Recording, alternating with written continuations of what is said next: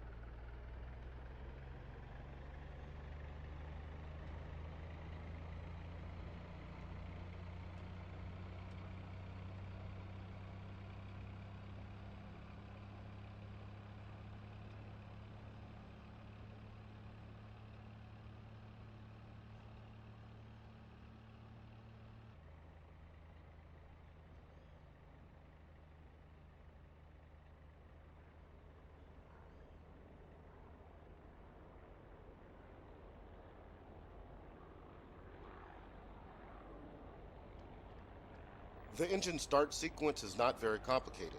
We will move around the cockpit clockwise, starting on the left side to configure the aircraft for engine start. Let's begin with the flaps control handle, positioned to the rear bottom left side of the cockpit. For a normal takeoff, flaps are not usually lowered. However, 15 to 20 degrees of flaps can be used when a minimum run takeoff is required. Set the flaps control handle all the way up to the up position. To do this, you can either click and drag the handle with the mouse or press left shift plus F command repeatedly until it is all the way up. Note, the flaps won't actually come up until the engine is running and there is sufficient pressure in the hydraulic system to raise them. Now set the carburetor induction system for normal operation by moving the cold air control handle all the way forward to the ram air position and the hot air control handle all the way forward to the normal position.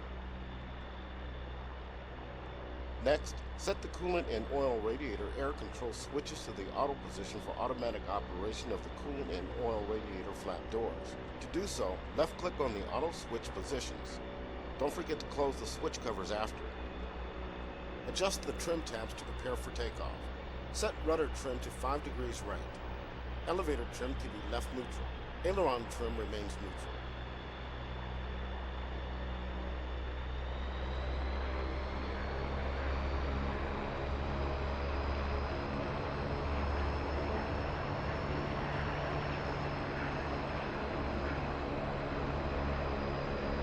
On the throttle quadrant, ensure the propeller RPM level marked P is set all the way forward to increase and the fuel mixture level marked L is set to idle cutoff.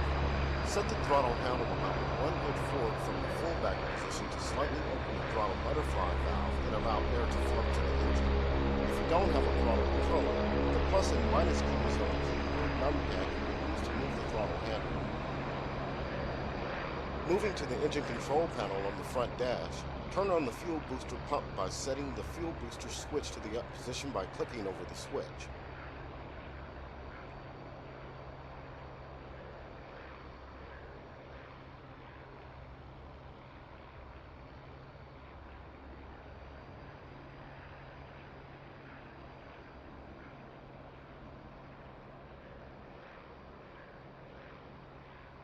Select the left and right magnetos to provide power to the engine ignition system by setting the ignition switch to both.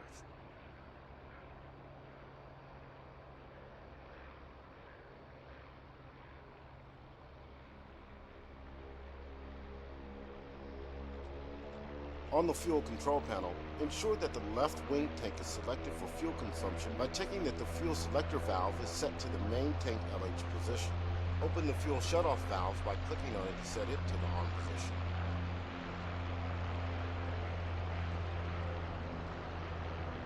Let's set the parking brake to make sure we remain stationary when the engine begins to pull. You may want to open the controls indicator by pressing right control plus enter to monitor the positions of your flight controls, including the brakes. Setting the parking brake takes a few steps. First, pull out and hold the parking brake handle by clicking and holding it.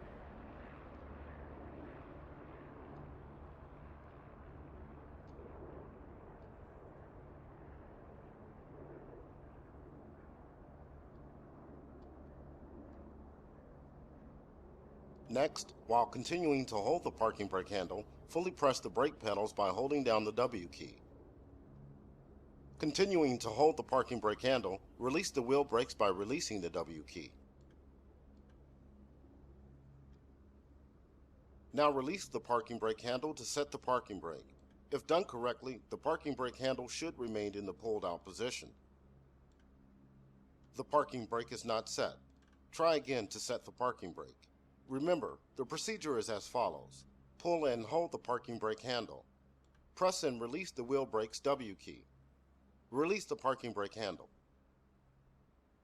We'll now move on to the electrical control panel on the right side of the cockpit. Set the battery switch to the up position to provide electrical power. Also, set the generator switch to the up position to prepare the generator to take over once the engine is running over 1500 to 1700 RPM.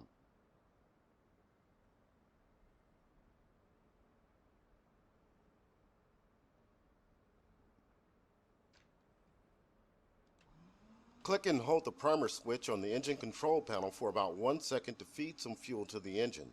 When starting in cold temperatures, up to 4 seconds of prime may be necessary.